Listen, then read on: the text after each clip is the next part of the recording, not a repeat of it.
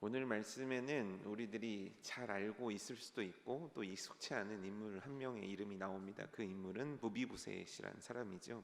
무비보셋은 아버지는 요나단이라는 자였고 무비보셋의 할아버지는 사울이라는 자였습니다. 잘 알다시피 사울이라는 자가 다윗을 죽이려고 했을 때 요나단은 다윗을 사랑했고, 그리고 드디어 요나단이 남겼던 아들 중에 하나가 무비보셋이란 아들로 성경 속에 언급되고 있는 자죠. 정상적이었다면, 별일이 없었다면 사울, 요나단 이어서 무비보셋은 세 번째 이스라엘의 왕이 될 수 있었던 사람입니다. 그런데 그의 인생은 그렇게 잘 풀리지가 않습니다. 어떻게 어떤 그의 사건 하나가 일어나는데 과연 그 사건이 그의 인생 속에 어떤 영향을 끼쳤는지를 잠시 나눠야 될 것 같아요. 사울과 요나단이 블레셋과의 전쟁에 참여하게 됩니다. 그 당시 다윗은 광야를 돌아다니며 도망을 치고 있다가 블레셋에도 갔다가 사울이 죽이려 들었기 때문에 계속 도망자의 신세 속에 있었던 게 지금 다윗의 신세였고, 그 사이에 사울과 요나단은 블레셋의 침공으로 큰 전쟁을 벌이게 됐던 거죠. 그런데 이 전쟁에서 사울과 요나단이 그만 죽고 맙니다. 그러니 무비보셋은 어떻게 되었을까요? 그리고 무비보셋의 앞날은 어떻게 되었을까요? 성경 속의 무비보셋에 대한 얘기는 이렇게 나옵니다. 그가 5살이 되었는데 전쟁이 나고 아버지와 할아버지가 죽었다는 소식을 들은 거예요. 그리고 그 집의 유모는, 무비보셋을 키우던 유모는 그를 급하게 이동시키려다가 그만 떨어뜨리고 맙니다. 그래서 5살 때 두 다리가 다치게 되는 거예요. 그래서 두 다리를 저는 신세가 되는 겁니다. 자, 이후에 무비보셋의 인생은 어떻게 풀렸을까요? 우리가 성경을 알다시피 사울과 요나단이 죽고 나서 드디어 다윗이 이스라엘의 왕이 되죠. 그러면 이스라엘이 왕이 됐을 때 가장 없애야 하는 사람은 누구일까요? 자연스럽게 무비보셋이 될 수 있습니다. 우리가 딱 다윗이 왕이 되었을 때 모든 사람들이 다윗한테 복종하고 따랐을 거라고 생각하는데 천만에 그렇지 않습니다. 실제 다윗이 왕이 된 건 유다 지역에서 처음 왕이 됐을 뿐이고 앞으로 몇 년 더 있어야 이스라엘이란 나라를 통일시키는 거예요. 다윗은 초반에 강력한 왕권을 지닌 왕이 못 되었다는 거예요. 그러면 다윗이 강력한 왕권을 지지 못하니까 그에 견제되는 세력들은 언제든지 다윗에게 위협이 될 수 있었고, 그게 사울의 자손이라면 다윗에게는 더 큰 심각한 위기를 만들어줄 수 있었던 거죠. 그러니 다윗 입장에서 무비보셋은 당연히 찾아서 죽여야 하는, 이 땅 가운데 존재하지 말아야 되는 사람이 바로 무비보셋이라는 자였다는 거죠. 그래서 유모는 그를 숨어서 키웁니다. 자, 두 다리는 절개되었습니다. 아버지와 할아버지는 죽었습니다. 그리고 당연히 왕으로 여기면서 왕자님 왕자님 소리 듣던 사람이 이제는 언제 어디서 자기의 이름과 정체가 드러날까 숨어서 아무것도 하지 않은 채 그냥 목숨만 부지하는 게 인생의 유일한 목적이 된 사람이 되었습니다. 무비보셋은 행복했을까요? 무비보셋은 인생을 그릴 때, 야, 정말 나는 이런 꿈이 있어, 나는 이렇게 잘 될 거야, 이런 생각을 하면서 사는 인생이었겠습니까? 절대 그렇지 않았겠죠. 그는 정말 요즘 말로 따지면 자존감이 바닥이었을 거예요. 그는 미래에 대한 어떤 꿈도 갖지 못했을 거예요. 그는 미래에 대한 어떤 생각도 감히 할 수가 없었을 거예요. 왜냐하면 안 되니까요.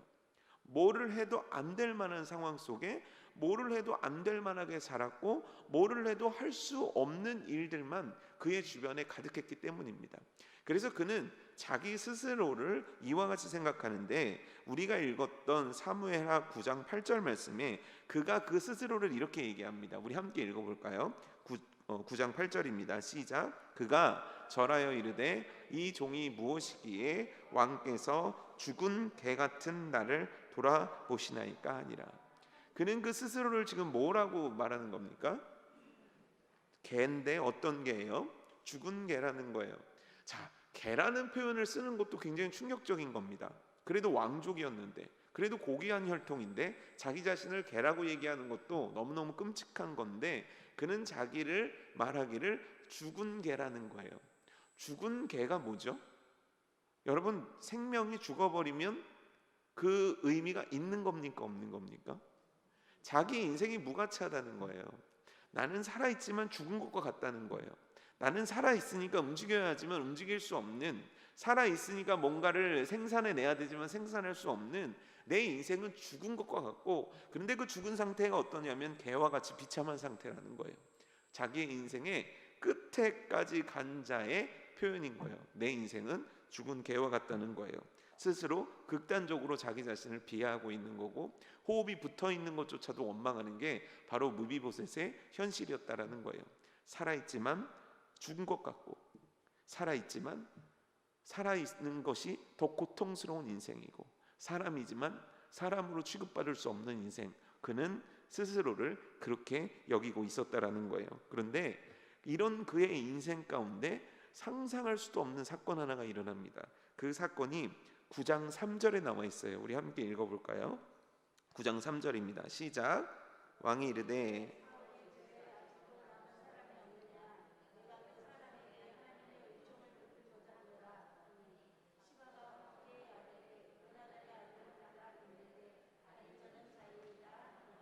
이제 나라가 어느 정도 안정이 됐습니다. 다윗도 급한 여러 가지 일들을 처리한 상태에 생각이 난 거예요. 사울의 자손 중에 요나단의 자손이 있냐? 그를 찾고 싶다. 그를 찾는다면 내가 그를 찾아서 하나님의 은총을 베풀고 싶다라는 거예요. 말도 안 되는 거죠. 다윗 입장에서는 당연히 죽여야 마땅한 자를 어느 날 갑자기 다윗은 생각하게 되는데, 내가 그를 찾아내서 하나님의 은총을 베풀리라. 지금 죽은 개와 같은 삶을 살고 있는 무비보셋은 이러한 다윗의 계획을 몰라요. 개와 같은 삶을 살고 있는 무비보셋에게는 지금 다윗이 이야기한 하나님의 은총을 받을 수 없다라고 생각하고 있어요. 근데 그렇게 생각하고 있는 무비보셋의 인생 가운데 아무 일도 없을 것과 같은 그의 인생 가운데 그도 알지 못하는 한 가지 계획들이 만들어지고 진행되고 있었는데, 그건 뭐냐면 다윗이 찾고 싶어 한다는 거예요. 그래서 다윗이 하나님의 은총을 베풀고 싶다라는 거예요. 이 놀라운 계획이 일어나게 되는 것이고, 그래서 드디어 다윗은 무비보셋이라는 자를 찾게 됩니다. 그를 찾았을 때 다윗이 그에게 베푼 은혜예요. 7절을 한번 읽어볼까요? 시작.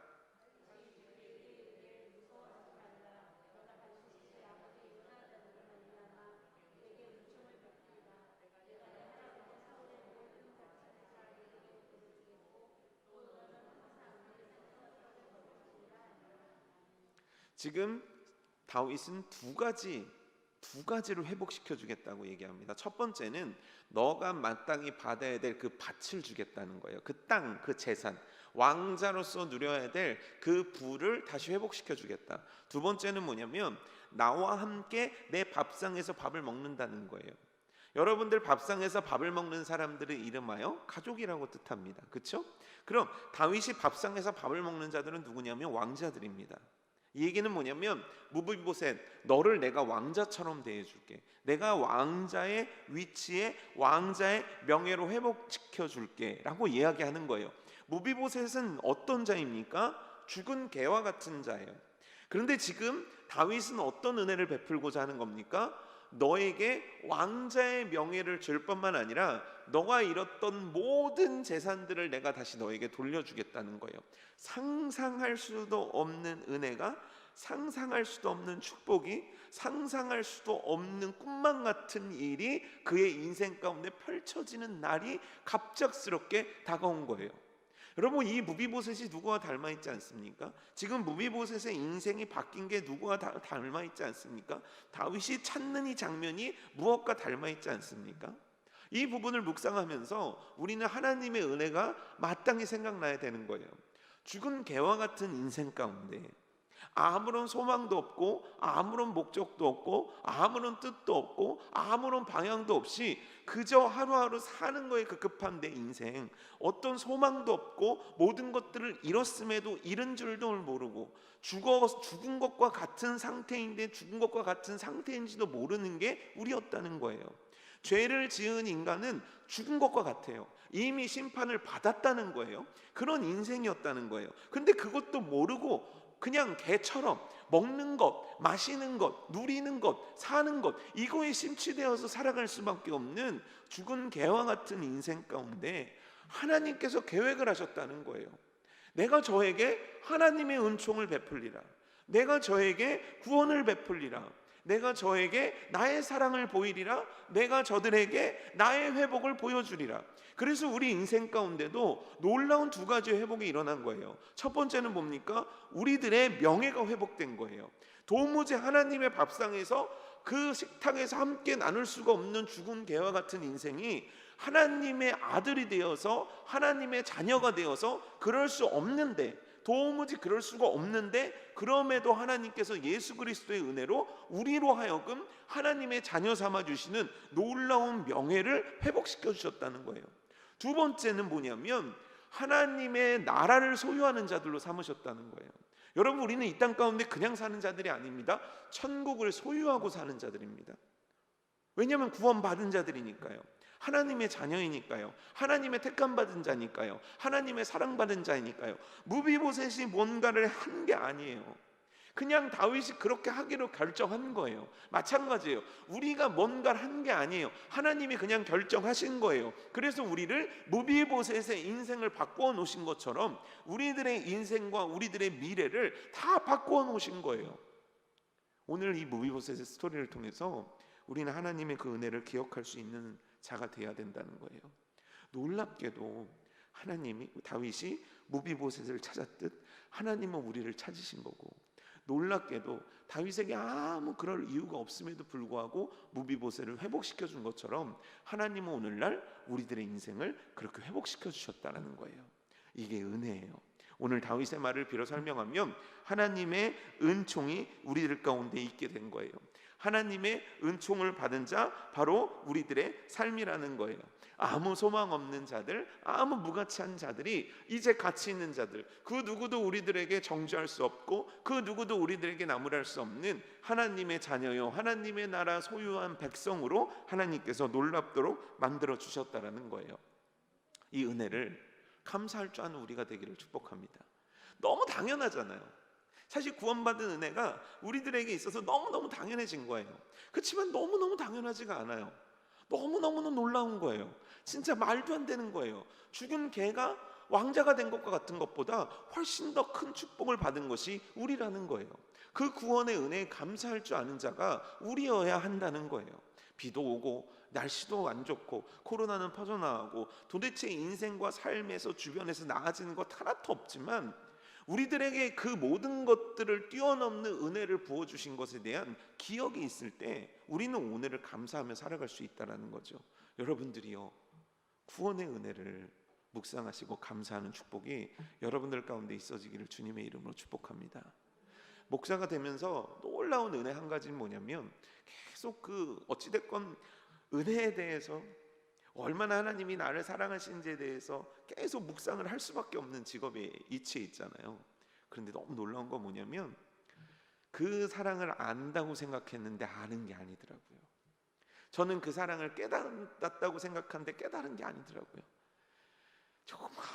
정말 너무너무 지극히 작아가지고 너무너무 부족한데 그거 조금씩 깨달을 때마다 얼마나 기쁨과 감사함이 넘치는지 모릅니다. 우리는 아는 게 아니에요. 우리는 그 사랑을 알 수가 있는 존재들이 아닙니다. 그래서 더 알기를 사모해야 돼요. 알 때마다 부어주시는 놀라움이 우리 가운데 있기 때문입니다.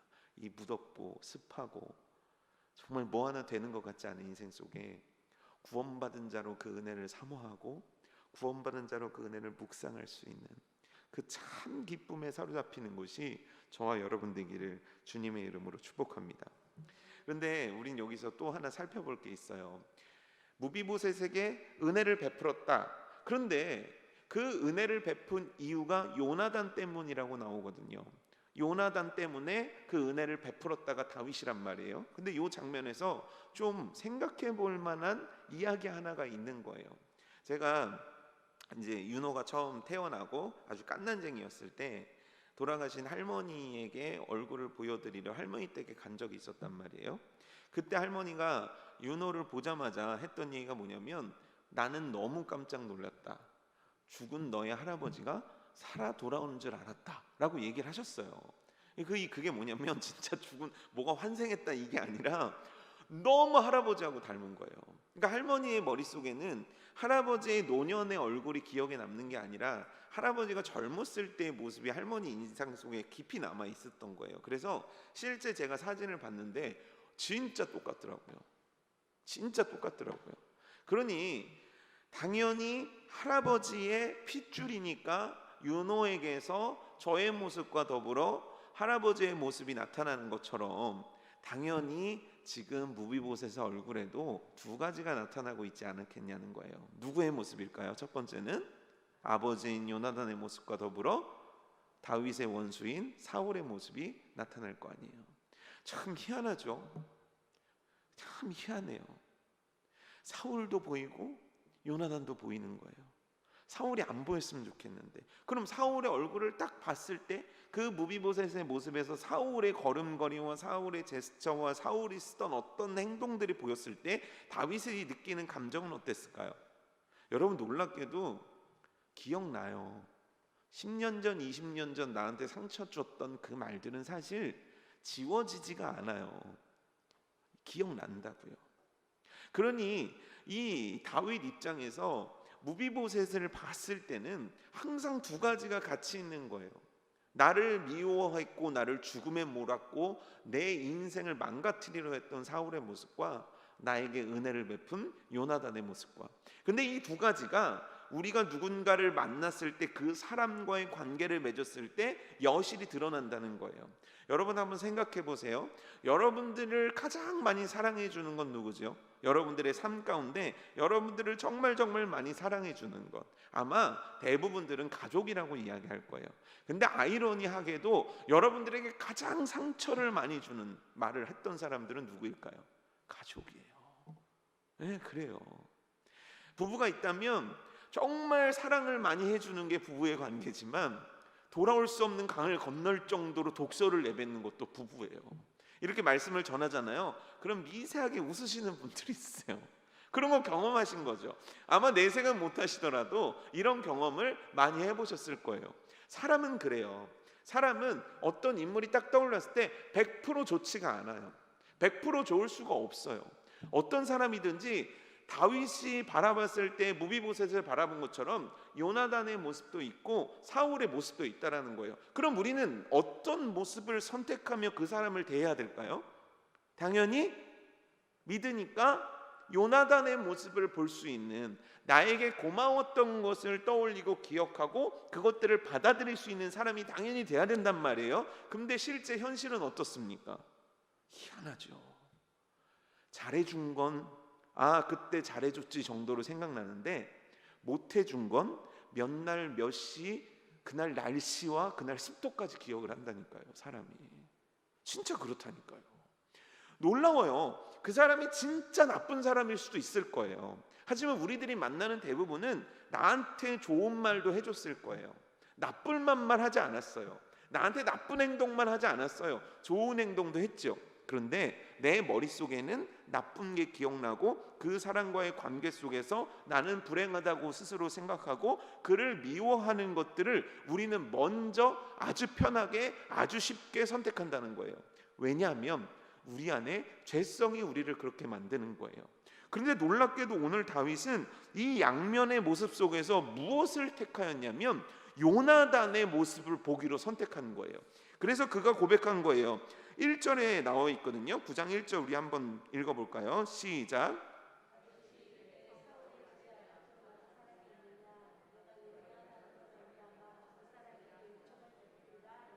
내가 요나단을 봐서 은총을 베풀고 싶다. 또 같은 얘기가 7절에 나와요. 7절 한번 7절 전반부에 한번 읽어볼까요? 다윗이 그에게 이르되 무서워하지 말라. 내가 반드시 내 아버지 요나단으로 말미암아 내게 은총을 베풀겠다는 거예요. 이 요나단으로 말미암아는 뭐냐면 내가 너의 아버지 요나단을 생각해서라는 거예요. 그러니 무비보셋이라는 인물 속에 사울의 미움도 있을 수 있고 요나단에 대한 감사와 은혜도 있을 수 있지만 다윗은 기본적으로 무엇을 선택하는 자였냐면 그의 은혜를 먼저 택할 수 있는 자가 되었다는 거예요. 여러분, 우리들의 인생의 관계 가운데 우리들은 선택할 수 있습니다. 그를 미워할런지 그를 사랑할런지는 실제 우리가 선택하는 겁니다. 근데 그 선택 가운데 가장 중요한 건 뭐냐면 내가 무엇을 먼저 바라보고 무엇에 대한 무게감을 먼저 주냐는 거예요. 너무너무 미운 것들이 많은 가운데 정말 그의 사랑스럽고 고마웠던 것을 기억할 수 있는 자가 될런지, 아니면 고마운 것들도 많았음에도 불구하고 굳이 찾아가지고 10년 전 것까지 들추어내가지고 찾아내서 또 미움의 길을 갈 건지는 사실 우리들의 선택 가운데 있다라는 거예요. 그런데 이 얘기를 하면 그래, 어떤 사람은 그렇게 볼 수도 있고 어떤 사람은 이렇게 볼 수도 있겠지, 살아가다 보면 그래 훈련해야 될 어떤 모습이겠지 하면서 가볍게 넘길 수 있겠지만, 중요한 건 뭐냐면 하나님이 우리를 바라보는 시선이 어떠냐는 거예요. 놀랍게도 성경 말씀 속에는 거듭거듭 얘기하면서 우리로 하여금 참 기쁨을 느끼게 하는 말과 참 우리로 하여금 부담스럽게 하는 말 하나가 있어요. 그건 뭐냐면 의롭다 하심을 얻었다는 거예요. 쉽게 얘기하면 뭐냐면 나라는 사람이 의롭다는 거예요. 여러분, 이 말을 들을 때 우리들은 너무 감사합니다. 왜냐하면 의롭지 않은 걸 아니까요. 오늘 하루 의롭게 사셨습니까? 의롭게 사셨습니까? 오늘 여러분들 삶 가운데 죄악이 없었습니까? 아니잖아요. 그런데 나를 의롭다 여겨주시니까 이게 너무 감사하다는 거예요. 하지만 동시에 이건 너무 큰 부담인 거예요. 왜 자꾸 나한테 의롭다고 하시냐는 거예요. 나는 부정한 자인데, 나는 죄가 너무너무 많은 자인데, 나는 오늘도 하나님 뜻대로 제대로 살아드리려고 맘먹은 적도 별로 없었고 그렇게 살아드린 적도 없는데 왜 자꾸 나를 의롭다고 여겨주시고 자꾸 나한테 의로움이라는 단어를 갖다 붙이시냐는 거예요. 왜일까요? 하나님은 나를 보지 않기 때문이에요. 십자가를 보시기 때문이에요. 요나단을 통하여 무비보셋을 봤던 것처럼 하나님은 십자가 예수 그리스도를 통하여 우리를 바라보시기 때문이에요. 나는 절대 의롭지 않아요. 무슨 일을 해도 우리는 의롭게 될 수 없어요. 죽어도 의로울 수가 없는 게 우리예요. 근데 하나님은 우리를 의롭게 봐주시는 거예요. 예수 그리스도의 그 보혈의 은혜로 예수 그리스도의 십자가를 통해서 나를 봐주시는 거예요. 그래서 내가 의롭다 하심을 얻는 자가 되었다는 거예요. 이게 하나님의 시선인 거예요. 하나님은 우리들의 죄를 집중해서 보시는 게 아니라 우리를 십자가를 통해서 봐주신다는 거예요. 그렇다면 우리도 그래야 되는 거예요. 왜냐하면 하나님의 자녀니까요. 하나님의 자녀는 마땅히 하나님의 시선을 가져야 되는 자들이니까요. 그러니 여러분이요, 오늘 여러분들에게 그 애증의 대상은 사울의 모습도 있고 요나단의 모습도 있을 거예요. 그렇지만 주님께서 나를 십자가를 통해 봐주셨듯 오늘 우리가 그를 봐야 될 시선은 이거예요. 요나단을 통해 바라볼 수 있는, 주님과 같은 마음을 품는 다윗과 같은 시선으로 바로 그 사람을 보고 그 사람을 사랑할 때 우리 안에 감사의 은혜가 회복되어질 수 있다라는 거예요. 그 작은 것을 찾아내요 요나단을 통하여 보는 것처럼 보는 은혜가 여러분들 가운데 있어지기를 주님의 이름으로 축복합니다. 여러분들 아마 지금 막 궁금하실 거예요. 저 목사 머리는 지금 왜 저럴까? 이건 검아도 너무 진한 검은이잖아요. 제 아들이 아침에 일어나더니 아빠 머리가 짜장면 같아 이러더라고요. 다 여러분들의 사랑하는 여러분들의 자녀들이 이렇게 해놓은 거예요. 아니, 여러분 잘 생각해 보세요. 이제 순천을 가는데 거기는 이제 보통 평균 연령이 7, 80대 이상이에요. 그러니까 염색을 하면 어른들이 좋아할 거다고 좋았어요. 거기까지 좋았어요. 근데 염색을 해야 되는데 자기네가 염색을 잘 안 해봤으니까 염색을 좀 테스트 해보겠대요. 그러면 지네 머리로 하면 될 거 아니에요. 지네들끼리 돌아가면서 하면 될 거 아니에요. 굳이 목사의 머리를 가지고, 굳이 저 뒤에 계신 소장로님의 머리를 가지고 이 테스트를 할 건 뭐냐는 거죠. 근데 머리 염색을 잘했단 말이에요. 또 목사니까 애들이 얼마나 정성스럽게 염색약을 퍼 발랐는지 아주 머리가 무거워질 정도로 발랐어요. 그럼 이제 머리를 감겨줘야 되잖아요. 근데 수다를 떨다 보니까 시간이 갔네요. 또 하다 보니까 교회에서 감다 보니까 장로님들부터 다 감으시고 거기 있었던 이제 도와주시는 집사님도 있으니까 집사님도 머리를 감으시고 나서 목사니까 맨 마지막에 감았단 말이에요. 그래서 이렇게 아주 진한 머리가 됐다는 거예요. 그럼 저는 어떻게 바라봐야 되냐는 거예요. 이 상황을 저런 나쁜 것들 왜 내 머리를 가지고 저러냐, 지들 머리 갖고만, 그러면서 계속 머리에 숱이 많다는 거예요. 이게 무슨 얘기예요? 네 머리에 숱이 많아서 할 일이 많다는 거잖아요. 그걸 계속 궁시렁궁시렁 거려. 내가 원한 적도 없고 내가 해달라는 적도 없고, 아니 그 전날까지 집회하고 설교하고 몸이 녹초가 된 사람한테 가서 머리 내놓으라고 하는 게 말이 됩니까? 그러니 막 사울 같은 게 이만큼 올라오는 거죠. 그런데 이렇게 하는 게 어디예요? 이게 얼마나 감사한 일입니까? 머리야 또 밀면 되는 거고, 머리야 어떻게 잘하면 그만 아니겠습니까? 머리 100번이라도 내주죠. 숱도 많은데 얼마든지 내릴 수 있죠. 감사의 시선을 바꾸면 다 감사한 거예요. 이 모든 일이 아름다운 거예요. 여러분, 이 시선을 바꾸십시오. 그래야 행복해집니다. 그 사람 안 바뀌어요. 제가 보장하는데 그 사람 절대 안 바뀌어요. 하나님도 그 사람 바꾸기 원하시는 게 아니에요. 너도 나처럼 바라봐라. 이게 하나님이 우리에게 원하시는 뜻인 거예요. 두 번째는 뭐냐면, 이 다윗의 시선을 통해서 우리가 찾아볼 수 있는 건 3절 말씀이거든요. 우리 3절 말씀 한번 읽어볼까요? 시작.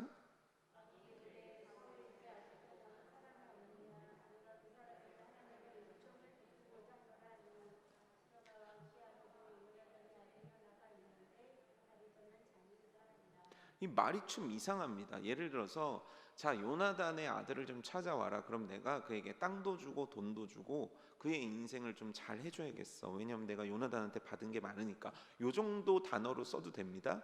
내가 그에게 돈을 주겠다, 아니면 그에게 고을이라도 맡기겠다, 그에게 중직이라도 맡기겠다. 어쨌건 그에게 뭔가를 주고 싶은 게 다윗의 마음이니까요. 근데 다윗이 뭐를 주고 싶다고 했냐면 하나님의 은총이라는 단어를 썼단 말이에요. 그냥 은총이 아니라 그는 직접적으로 하나님의 은총이란 단어를 썼다고요. 이 얘기가 뭐냐면, 지금 자기가 무비보셋에게 베풀고자 하는 건 그냥 내가 왕이어서 주는 선물의 개념이 아니라는 거예요. 그럼 내가 지금 주고자 하는 건 뭐냐면 하나님의 은총이라는 거예요. 도대체 이 어마어마한 단어를 쓰는 이유는 뭡니까? 이게 어마어마한 단어인 게, 하나님의 은총을 사람이 준다라는 게 이게 말이 안 되는 말 아닙니까? 그럼에도 불구하고 지금 다윗은 내가 무비보셋에게 주려는 게 하나님의 은총이라는 거예요. 이게 뭘 의미하는 겁니까? 자기가 하나님처럼 큰 걸 주겠다는 겁니까? 아니에요. 이 얘기는 뭐냐면, 우리가 이 단서를 찾을 수 있는 건 역대상 17장 16절에서 18절 말씀인데, 일단 이 말씀을 한번 읽고 설명을 해드릴게요. 자막 보시면서 역대상 17장 16절에 18절 우리 함께 읽어보겠습니다. 시작.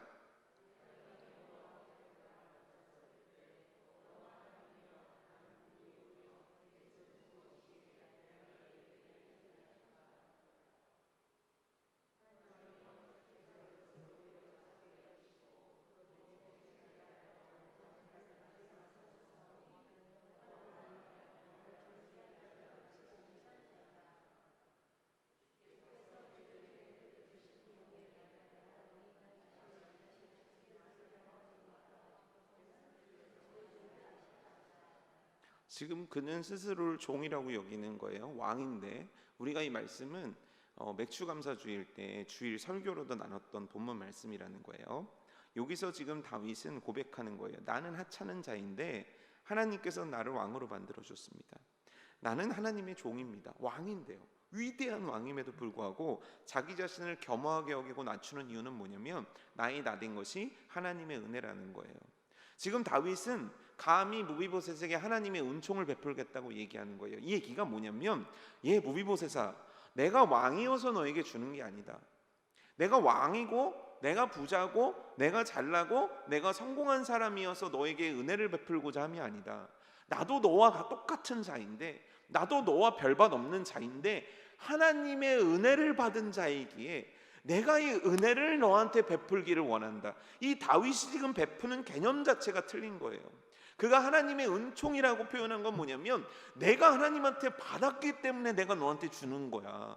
나도 너와 같이 죽은 개와 같은 인생인데 하나님이 나를 이렇게 만들어 주셔서 그 은혜가 너무 감사해서, 그 은혜가 너무 감격스러워서, 그 은혜가 놀라워서 내가 어쩌지 못하는 이 마음을 가지고 너에게도 이 은혜를 베풀고자 함이야. 이 얘기를 하고 있다라는 거예요. 은혜가 은혜인 줄 알아서 그렇게 봤다는 거예요. 부정적인 모습과 긍정적인 모습에서 하나님의 시선으로 그 사람을 봤던 거에 이어서 지금 다윗의 그 무비보셋을 바라보는 시선에는 뭐가 있었냐면, 나도 똑같은 죄인이었어. 근데 내가 은혜 입은 자야. 그래서 나도 너에게 아무런 대가 없이 은혜를 흘려보내고 싶어. 바로 이게 다윗이 표현한 하나님의 은총이었다라는 거예요. 놀랍게도 바울이라는 사람은 성경 말씀에서 이런 대목의 얘기를 합니다. 로마서 1장 14절에서 15절 말씀인데요, 자막 보고 우리 함께 읽을게요. 시작.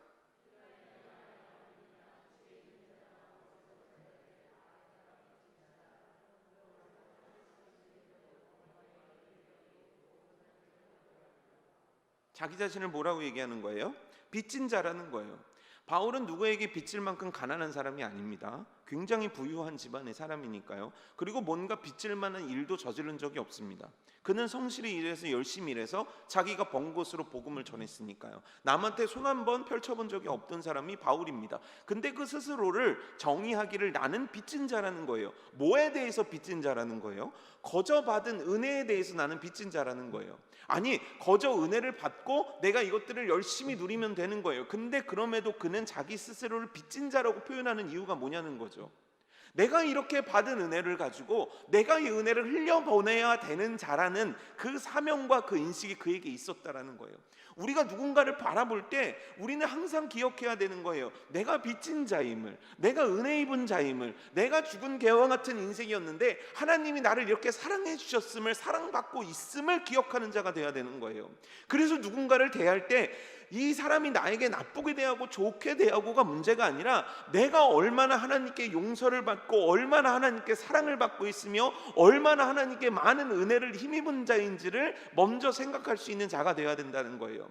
그래서 그 마음을 가지고 그 사람을 바라보고, 그 마음을 가지고 그 영혼을 바라보고, 그 마음을 가지고 그 사람을 바라볼 때 우리들의 삶 가운데 하나님의 은총이 그에게로 흘러 들어가는 거예요. 하나님의 은총이 그에게로 흘러 들어갔을 때 그의 인생이 바뀌는 거예요. 그의 삶이 바뀌는 거예요. 그의 미래가 바뀌는 거예요. 여러분들이요, 우리는 빚진 자입니다. 우리는 누구보다도 큰 은혜를 받은 자입니다. 오늘 하루도 하나님의 은혜 없이는 살아갈 수 있던 자가 아니었고 내일도 마찬가지입니다. 우리가 그 은혜의식을 잃어버리면 안 되는 거예요. 그 은혜 받은 자로 이 시선을 가지고 타인을 바라봐 줄 줄 아는 그 너그러움이, 그 믿진 자의 의식이, 그 은혜의식이, 그 은총을 전하고자 하는, 하나님의 은총을 흘려보내고자 하는 그 마음이 우리 가운데 반드시 있어야만 되는 거예요. 그 사람의 행동을 보고 그 사람이 했던 어떤 말들을 가지고 내가 그 사람을 대하면 미움과 악함밖에 나갈 수가 없는 거예요. 그렇지만 그때마다 내가 얼마나 하나님께 용서받은 자인지를, 내가 얼마나 하나님께 사랑받은 자인지를 깨닫는 여러분들이 되기를 주님의 이름으로 정말 축복합니다. 미움 가운데 있는 사람을 단숨에 사랑의 눈으로 바라본다는 건 불가능하고 어려운 일입니다. 그건 정말 힘든 일이에요. 그 미움의 기간이 점점 많이 쌓였다면 그건 정말 쉽지 않은 일이에요. 하지만 우린 이렇게 기도해야 돼요. 하나님, 내게 은혜 주셨으니 빚진 자로 그를 바라볼 수 있게 해주옵소서. 하나님, 나는 하나님께 너무 큰 은혜를 받은 자이오니 그의 모습 속에서 하나님의 은혜를 발견할 수 있는 자가 되게 하여 주옵소서. 그때 그 마음을 통해서 우리들의 삶이, 우리들의 시선이 바뀌어지고 우리들의 관계가 하나님이 축복하시는 그 관계로 변화되게 될 줄 믿습니다. 근데 무비보셋과 다윗의 이야기는 사실 이렇게 끝나지가 않아요. 끝이 좀 희한해요.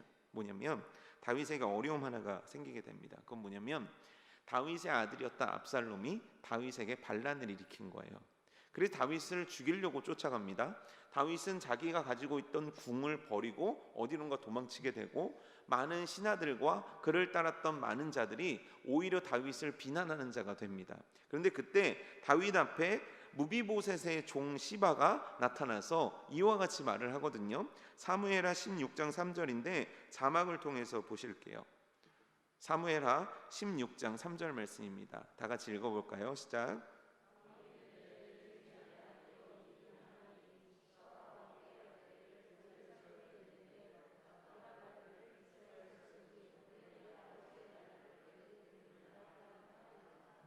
내 아버지의 나라를 내게 돌리리라. 이건 무슨 얘기냐면 이제 잃어버릴 나라를 찾을 때가 됐다라는 거예요. 다윗 이제 네 목을 치겠다라는 말과 똑같은 말인 거예요. 이 얘기를 했다는 거예요. 누가? 무비보셋이. 그래서 무비보셋은 다리를 절어서 불편하니까 움직일 수가 없었고 그 틈을 시바라는 종이 와서 이야기한 거예요. 자, 이 얘기는 진실일까요? 거짓일까요? 근데 중요한 게 뭐냐면 다윗은 이와 같이 결정을 하는데 16장 4절 말씀이에요. 자막 한번 보고 읽어볼게요. 시작.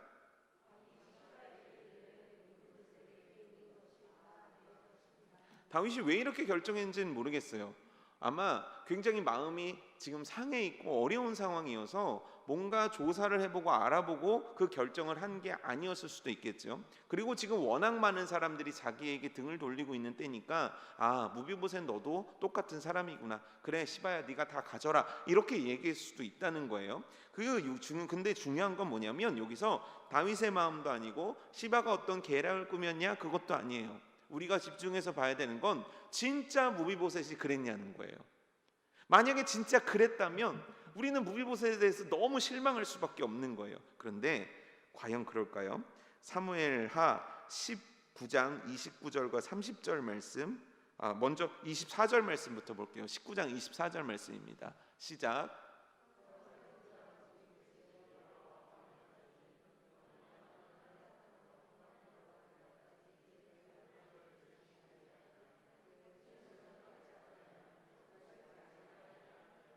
쉽게 얘기하면 뭐냐면 발을 맵시내지 않았다. 발도 닦지 않고 발톱도 쏘지하지 않았다는 거예요. 수염도 안 깎았다는 거예요. 옷도 빨지 않았다는 거예요. 이거 언제 하는 겁니까? 이런 행동은 언제 하는 겁니까? 장례식 때 하는 거잖아요. 그렇죠? 다윗이 다시 돌아오기를 바라는 마음으로 다윗이 죽은 것과 같은 상황 속에 있는 것이 너무 괴로워서 무비보셋은 이와 같이 자기를 겸비하게 하고 다윗이 살아 돌아오기만을 너무너무 소망했다는 거예요. 그리고 나서 19절, 30절에는 이와 같이 얘기합니다. 자막 한번 보여주세요. 시작.